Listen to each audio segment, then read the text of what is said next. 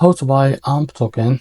Now before I start, this is not financial advice. I'm not professional or economic experts. Before investing in any project that you found on my channel, please do your own research. And also there is a referral code down in the description. You can get free money in some crypto with the best referral code. Simply it goes below, find your account, enjoy the benefits, check them out in the description. Now before going on by this token, make sure to check the X account and keep following the updates about this token. And this token, it's available on MEXC. You can buy this token on your account on MEXC. Now I'll show you how to buy this token.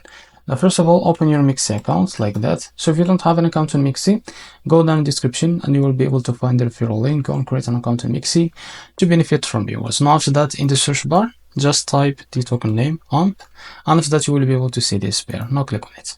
And after that, wait a few seconds to load this page. Now what you need to do, just click on limit, and here you can type how much you want to buy with that token. So here you will be able to see how much you will be pay of that USDT on your account, and click on buy AMP.